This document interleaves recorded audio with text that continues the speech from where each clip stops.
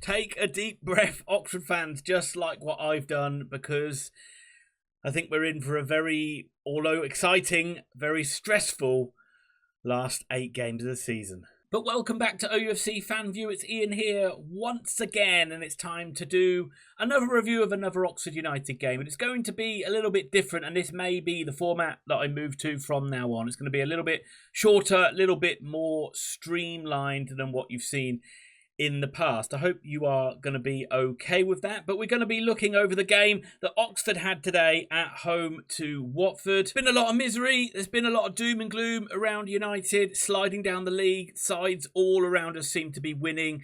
A lot of people, I think probably myself as well, had this one earmarked as pretty much a must-win game, if not obviously mathematically. You just felt this so important. Oxford needed to get a win on the board. We hadn't won in 9 games.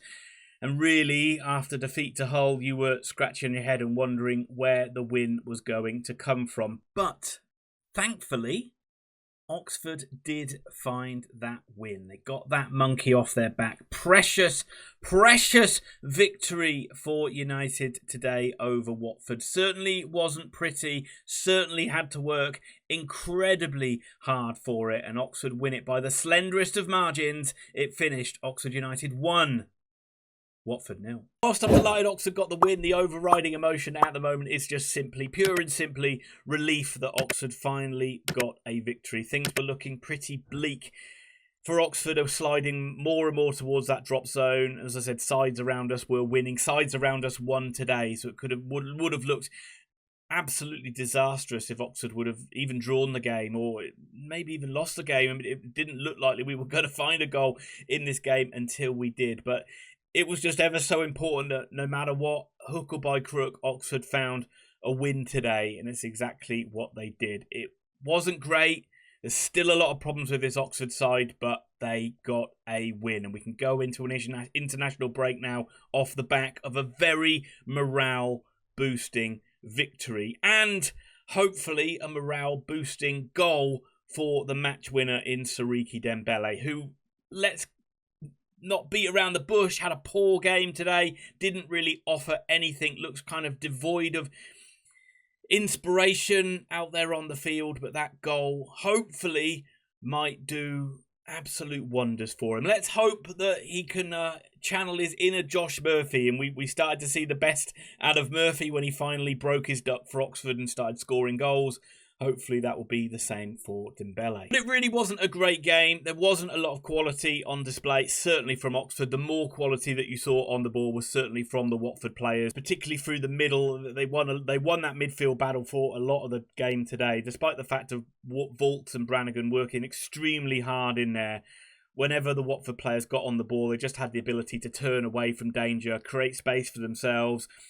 Obviously, Chet Vitesse is a cut above anybody in this game and most players in this league, but I thought Tom Ince and Sidoko looked good at doing that as well, and it felt maybe the fact that Watford had a lot of players out and the fact that they were lacking a out-and-out striker. I was surprised they didn't play the guy who got the winner in the game we won. They won 1-0 at Vicarage Road earlier on in the season. Bayo was on the bench. I'm surprised he didn't start the game because they did look a little bit better when he came on, but yeah, so Watford maybe suffered from that a little bit, but they certainly moved the ball around a lot better than Oxford did. Oxford were very much relying on just work rate and effort and harrying and hassling and trying to put pressure on Watford, because our ball retention and our ability to progress up the field once again was pretty much non-existent. Players getting the ball, just trying to bang it up forward very quickly, and we were just relying on mistakes or slack play from Watford or a bit of hustle and harrying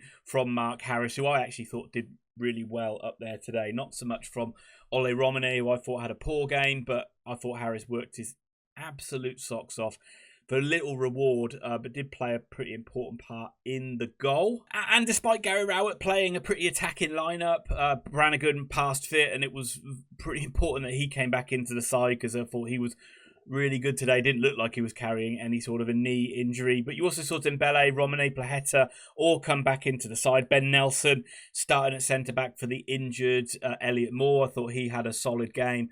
Hellick at the back had a really good game. I thought Hide Teravest was arguably Oxford's man of the match today. I thought he was excellent. But there was very, very little in this game at all. It wasn't a great spectacle by any stretch of the imagination. Maybe we'll just be remembering it from the fact that Dembele got his first Oxford United goal. But chances are at a premium, really. Let's just run over what there was very quickly. In the first half, Sissoko had a pretty good chance where Watford kind of sliced us open.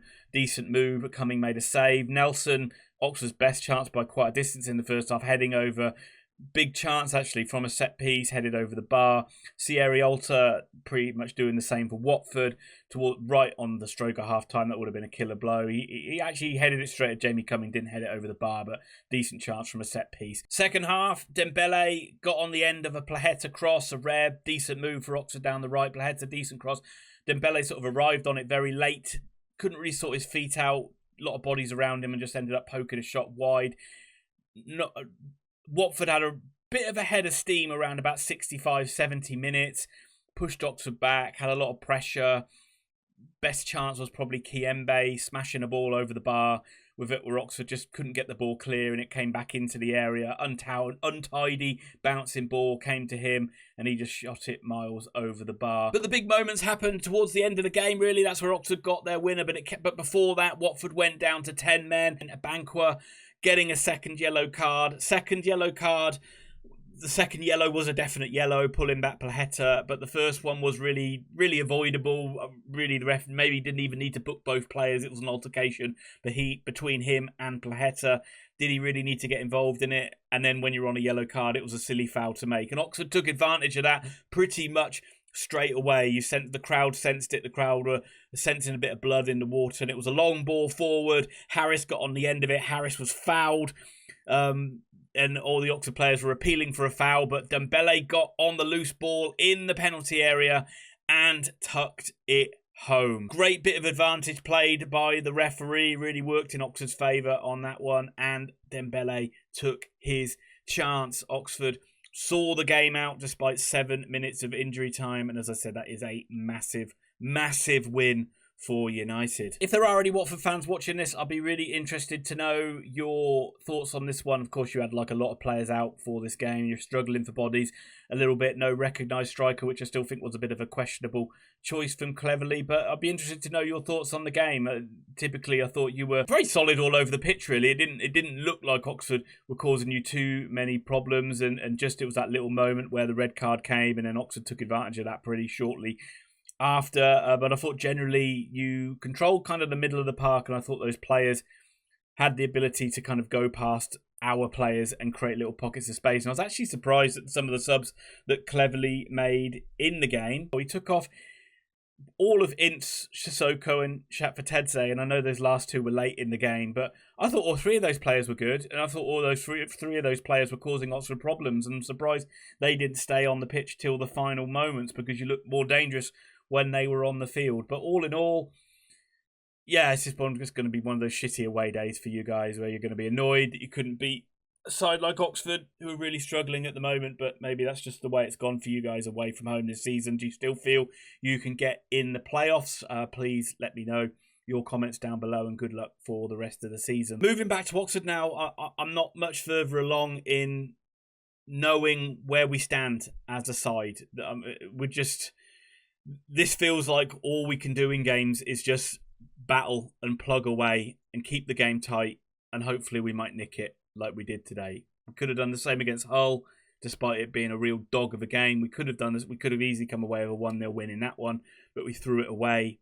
We didn't throw it away today, and that was good to see. But we still are very poor side for the quality of players in this league. That our players just don't look up to the standard in terms of being the composure needed on the ball, the skill level needed on the ball, and the ability to kind of move the ball, pass the ball through the thirds. Because unless it's a long raking ball out to the wings or giving something to Harris to chase down in the channels, Oxford really struggled to get up the pitch. And then we're just really relying and playing for long throws and corners. And it is a little bit depressing to see that. It's a little bit sad to see that. And I don't really know what player's going to come in to make the difference. Tyler Goodrum came in and I thought he looked really good today and added a little bit of composure, but Is he going to do that from the start of a game? We've seen so many players, as I've said so many times before, impact the game from the bench, which is a good thing, I guess, but then struggle when they start the game. We've seen Rodriguez come in, look good, and then start a game and look poor. We've seen a lot of players do that, even Dembele himself. So I'm no further along of knowing what the answer is going to be, but at least the side is fighting. At least the side is battling and scrapping to stay in this league. You cannot fault the effort of the players. You cannot fault the effort of the defence, and you cannot fault the desire, which let us down against Hull. Only really in that final sort of like flurry, not for the whole game, just an annoying little 10 minutes kind of turn the game in that one. But by and large, the desire from the Oxford players to keep that ball out of the back of the net has been decent in recent weeks, and it was good against Norwich and was good again today. We're going to need it for every single game because we have got a tough run in. The next away game is Middlesbrough. Be very unlikely that we're going to get anything out of that. You would imagine that Rowett will go back to a back five, and we'll see who's available. We'll see if Nelson's back available. We'll see if Lee's back available after the international break. Maybe Tom Bradshaw might be available as well, and he might give us another little option of somebody who might be a bit better at holding the ball up front. So we will see. But overall, let's be happy, Oxford fans. We've got a massive win on the board today. A huge win that was desperately needed for an Oxford United side that is fighting tooth and nail to stay in this league. Can we do it? Have we got enough quality to do it? I'm still on the fence, especially with a lot of these sides who seem to have found form, especially Derby. But maybe with our win today, maybe we've just dragged a few more sides that might have thought they were getting away back into the mix, like Pompey, like Hull, for example. So the more sides we can keep in and around us, the better. So leave your comments down below, Oxford fans. It would be nice to read through comments on a win, and if there are any Watford fans watching it, I mean, it didn't go your way today, but I'd be interested to know your thoughts as well. We'll reconvene after the international break for Middlesbrough away. But this was a massive win, so enjoy your evening, Oxford fans, and I'll speak to you very soon.